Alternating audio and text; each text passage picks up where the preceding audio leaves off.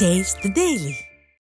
சட்டப்பேரவையில் நேரலை துண்டிக்கப்படுவதை கண்டித்து அதிமுக பொதுச் செயலாளர் எடப்பாடி கே பழனிசாமி பேசி வந்த நிலையில் தற்போது தாவேக தலைவர் விஜய் அது குறித்து எக்ஸ் தளத்தில் பதிவிட்டுள்ளார்.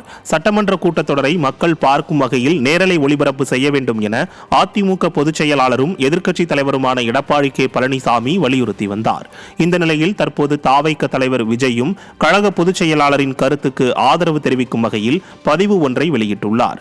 அவர் வெளியிட்டுள்ள பதிவில் சட்டமன்ற கூட்டத்தொடரின் நிகழ்வுகளை உடனுக்குடன் மக்களுக்கு கொண்டு சேர்க்கும் நேரலை ஒளிபரப்பை நிறுத்துவதை ஏற்றுக்கொள்ள முடியாது எனவும் ஆளும் கட்சி மற்றும் எதிர்க்கட்சிகளுக்கு இடையே ஜனநாயக முறையில் நடைபெறும் விவாதங்களை வெளிப்படையாக தமிழக மக்கள் தெரிந்து கொள்வது அவசியமாகும் எனவும் குறிப்பிட்டுள்ளார்.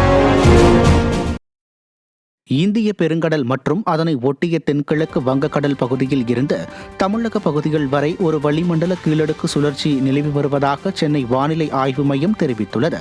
இதனால் கடலோர தமிழகத்தின் ஓரிரு இடங்களிலும் புதுவை மற்றும் காரைக்கால் பகுதிகளிலும் லேசானது முதல் மிதமானது வரை மழை பெய்யக்கூடும் என்றும் உள் தமிழகத்தில் பொதுவாக வறண்ட வானிலை நிலவக்கூடும் என்றும் காலை வேளையில் லேசான பனிமூட்டம் காணப்படும் என்றும் கூறியுள்ள சென்னை வானிலை ஆய்வு மையம் நீலகிரி மாவட்டத்தின் மலைப்பகுதிகளில் இரவு நேரங்களில் ஓரிரு இடங்களில் உறைபனிக்கு வாய்ப்பிருப்பதாகவும் தெரிவித்துள்ளது.